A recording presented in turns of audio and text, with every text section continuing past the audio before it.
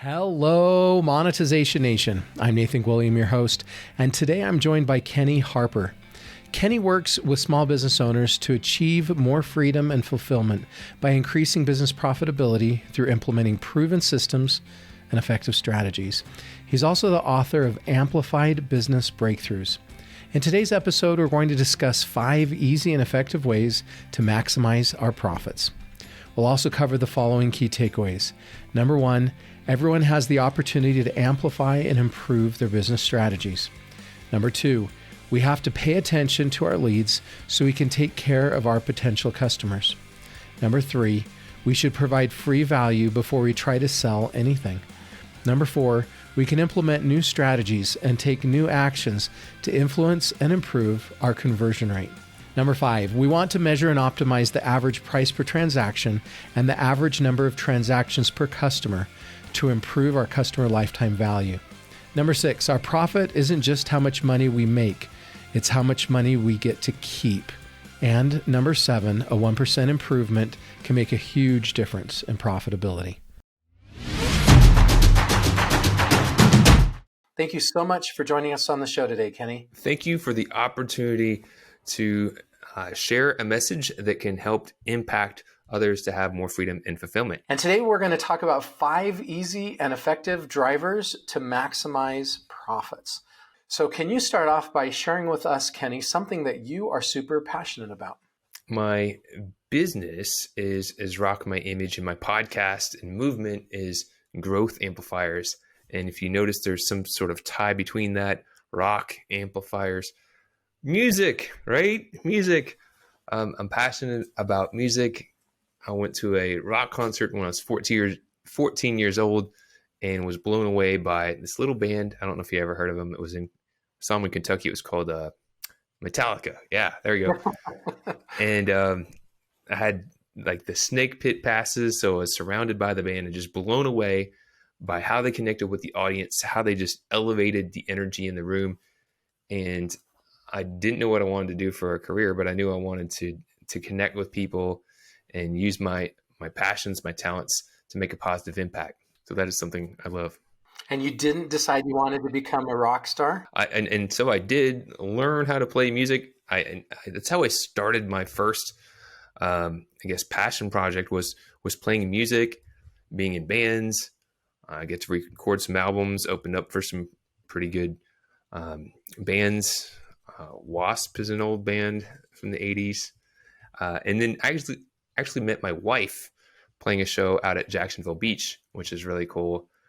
You can't meet people at a bar, but you can. And we've made babies. And we actually planned to get married before we made the babies, and it actually worked out. So we're not going to get into the details of that project, but and so that guided me to really realize that, it's great to have a passion, right? We have a passion, something that draws us. But if we don't know the business side of how to monetize, of how to make that profitable, right, then there's a lot of starving artists for a reason. And so I kind of hit a wall with that passion project and was basically playing to pay for playing. Couldn't make a career out of it. I didn't learn the business side of it. And that inspired me really to, number one, I had to shift my brilliance and got into more marketing. And that was taking that creative outlet and just putting it into a different light. But then I really got inspired to learn, well, how do you make a business profitable and successful? There's a lot of passionate people and doing really good things, but not all of them know what they need to know in order to experience the freedom and have the success. Because if they're just following their passion and they don't know the business components behind it, they can be the starving artists. And I think it's unfortunate because everyone has something inside of them that makes them unique, that provides value. But if we don't know how to amplify it, we're limiting our true power and potential. So in the title or the teaser for the show, we talked about how you're going to share 5 easy and effective drivers used to maximize profits. Can you walk us through each of those with examples? Yes. So I'm going to walk you through each of those I'm glad to have a little conversation about it. So if you're tuning in and you're listening to this, my suggestion, two suggestions. Number one is consider writing this down and actually putting a little bit attention for your own business. This can make a huge impact on you and your bottom line. And if money isn't your driver, it's not really my driver, but making a bigger impact is, and you need money to do that. I do have a bigger purpose to make that impact, but if you don't have the money to fund your cause, then you're going to run into challenges. So number one, make sure we write it down. And number two, it's simple. And you may even have heard of these things before, but simple can be very powerful. So if you're thinking, I can already know this, consider it's not what you know, it's more important what you do, and more importantly, the results that you're getting. And everyone has the opportunity to amplify.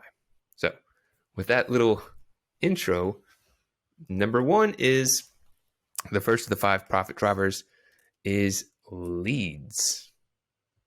Leads. So the number of leads that are being generated in your business. This can be leads generated through advertising. It could be leads generated through organic marketing, or it could be leads through even referrals that are being passed to you. The lifeblood of our company. Yeah. Paying attention to the leads that are coming into your business. One thing that a lot of people drop the ball on is they maybe promote their service, but they don't provide some sort of light offer, a micro commitment that would get people to raise their hand and provide their contact information to follow up and continue the conversation. So if you're connecting with people online, building relationships, if you come across too quickly to sell your product or service, what does that do? Asking a girl to marry you before you haven't taken her on a date, right? You got to nurture the relationship. It pushes people away. So the metric is leads, and the thought is, what can you provide that's valuable, that gets people to raise their hand and show little interest in what you have to offer in exchange for their contact information. If you don't get the phone number, you can't go out on the date. So that's number one. Number two, sales conversion.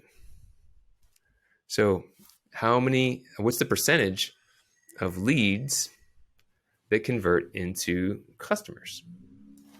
If you get a certain amount of leads that come in to your business, a percentage of them will convert into customers. So let's say you had 10 leads come in and 3 of those turned into customers. That would be a 30% conversion rate. Why this is important is because you can implement new strategies and take new actions to influence and improve your conversion rate. And one thing that I'll probably repeat is small hinges swing big doors. So a few small adjustments in a few key areas can have a big impact again on your bottom line. So to sum up those 2 first metrics, if you're looking to grow your business, focusing on what strategies you're putting in for lead generation and what strategies you're executing to improve your sales conversion rate. So, number 3, continuing on. We just talked about growing your business, but if you already have customers and you're thinking about, well, maybe I already have enough customers. We're thinking about how can you ascend those customers and increase the lifetime value of a customer. The 2 metrics you'd want to pay attention to in ascending are the average number of transactions per customer and the average dollar sale per transaction. So basically getting people to buy more often and getting people to spend more each time they buy. Exactly. And it's like, that's pretty obvious, right? It's pretty obvious you're looking to do that. But the key is if you track the metrics and then say, here's where I'm at, here's where I want to go. What are some actions or changes that I can make that would improve that even by a small percentage? So I'll give you an example. I was working with a CPA, and the CPA did a lot of, had some business clients, had some consumer clients, and they basically were doing, the tax services a couple times of the year for majority of the clients. And they were like really busy in some times of the year and not as busy in other times of the year. So big pockets of time they were busy, and then pockets of time they had opportunity. And they said, man, I can't get past this level of income, and I really don't know how I'm going to get past it without having to do a lot more work and get a lot more clients. So we looked at, well, what are some other ways that you can help your clients? They said, well, I could help them do revenue forecasting. I could help them do better with their budgeting. I could help keep their books in order throughout the year, and maybe give them some ideas of how they could save money. So basically you could be like an advisor. Yes, I could. And that advisory you'd probably be able to elevate the value to your clients. Have you ever offered that before? And the feedback was, well, they're not asking for that. They're only asking for that tax service. I said, well, if maybe that's what they're asking for, but as somebody they've hired to help their business, could you potentially just share, hey, here's a way that I can help you out that might help you achieve your goals and help you succeed even more? Long story short, they elevated their offer, and they not only increased the dollar per transaction, they were able to enroll a portion of their client base in monthly recurring transactions at a higher price point. So that made a huge impact in the revenue and the bottom line. So those are the KPIs, the profit drivers, number 3 and number 4, of how to ascend the value of the customer. Which leads us to the good old number 5. And this is the profit margin. Because at the end of the day, it's not how much money you make, it's how much money you get to keep. Have you ever seen that show, Restaurant Impossible, or The Profit? Yeah, I think I have seen Restaurant Impossible, where they go in and it's just a failing restaurant and they have to come in and turn it around. Am I thinking that? Yeah, a failing restaurant. It's pretty entertaining. And what I've experienced in my journey as a business growth coach and marketing advisor is there's different groups of people. There's some businesses out there that are doing really good, and they have the challenge of not realizing that they don't know what they don't know. And then there's some that aren't doing that good, and maybe they don't even know that they're not doing that good. They're blind to that. In the show Restaurant Impossible, they have Robert Irvine go around and find those failing restaurants, and he'll take a look at the aesthetics of the restaurant, The cleanliness of the restaurant, the menu. Yeah, the menu, the food, he'll taste things. And then occasionally they'll look at the pricing and see that some of the menu items are priced at a point where they'll be losing money when they sell the item. And the restaurant owners had no idea. So they'll be pushing an item that they're actually losing money. So each time they make a sale, they're actually losing money. So it's important to know, like, where your profits are coming from in your business, right? So the profit margin, it's really important to be aware your profit margin. Maybe you're at 20%, maybe it's 30, maybe it's 40. You can take an average of all the different things you sell and get a sense of where you're at. And as soon as you know where you're at, you could say, what actions can I take to improve this even by a small percentage? Maybe it could be systemizing, maybe it can be automating, maybe it could just be getting rid of things that are not profitable, putting more focus on things that are profitable. There's a lot of things that can be done. So all of these together, when you're looking at the lead generation, the sales conversion rate, the average number of transactions per customer, the average price per transaction, and the profit margin.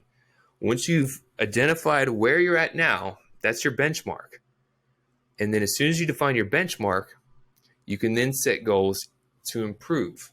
And if you focus on improving these, it will have a dramatic impact on your bottom line. Because a lot of people know, yeah, that's how business works. But most people don't take the time to know where they're at and then put goals to improve each of these even by a small percentage. And then make data-driven decisions based upon that data. Yeah, that's right. So even a 20% increase, you can improve your profitability. You can double your profits by making a 20% improvement on each of these profit drivers. And that is a dramatic way of amplifying your business. So that is a real strategy that it's like, that's simple, that's basic. But again, if you just even focused on one and improve even one by a percentage, that will have a big impact. Yeah, and sometimes it can be overwhelming with all the different things we're having to juggle. But I like how you talked about focusing on one, even if we can improve at 1%.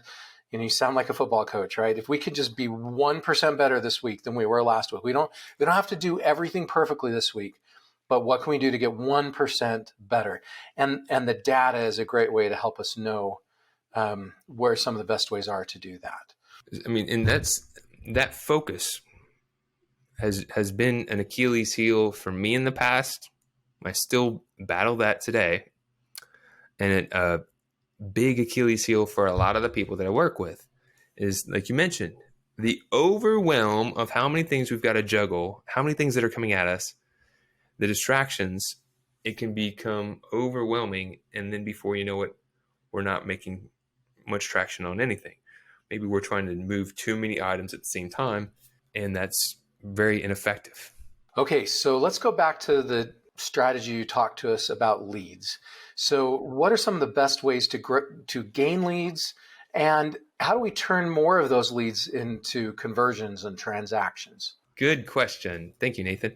So lead generation, I just did a webinar on this week and tried to boil it down.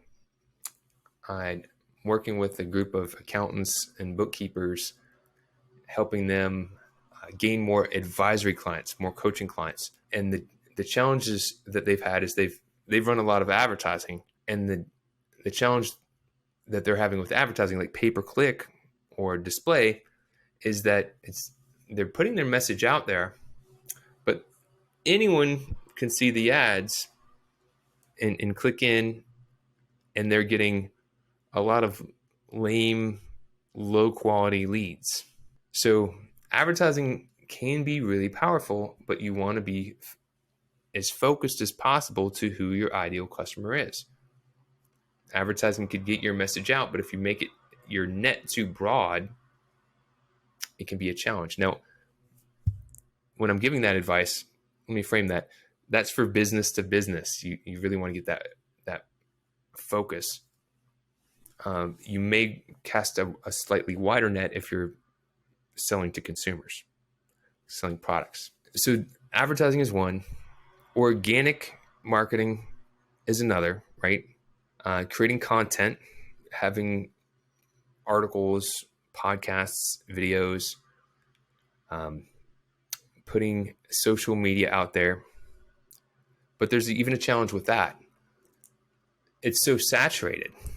It's so saturated that you can put a lot of time and energy creating content, as some people are saying, and still you may have trouble breaking through if you don't have the resources to do it consistently and to really cut through the clutter. There's a lot of people that will be trying to do content.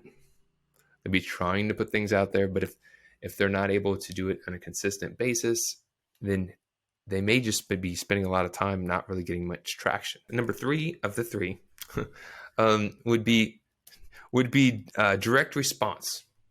And this is actually, for business to business, a really powerful strategy. If you know exactly who your ideal customers are, what industry are in, where they go, is finding a way to get your message right in front of your market, and not promoting your services, but again, providing something of value, such as a guide or a download or access to a webinar, or maybe giving a free copy of your book, right? In exchange for their contact information. So you're not looking to make a sale right away. You're simply looking to get their phone number to increase the likelihood of being able to even have that opportunity to pitch your service. So those three, advertising, organic, and direct response. I'm a huge proponent of direct response. You can get very focused, really craft a message, get it to your market, and then seamlessly and subtly guide those contacts to conversations, to consultations, guiding to customers that pay, stay, and refer.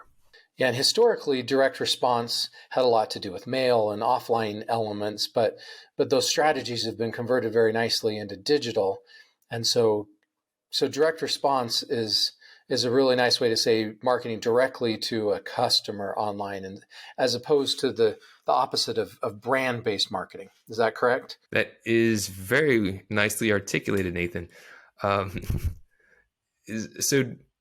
And you see there's a lot of people trying to do similar things, but again, sometimes they're missing the mark.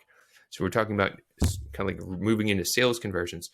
So as we chatted about earlier, if people are too quick to push sale, it pushes people away. So for instance, one strategy that I use for direct response is like LinkedIn. It's building relationships. If you know that you deal with accountants and bookkeepers, for example, you could reach out directly to them to build relationships, to start conversations. They may never be looking for you. They may not even know that they would benefit from what you have. And if they saw your ad, they may not respond because they may not know that they would benefit from what you have.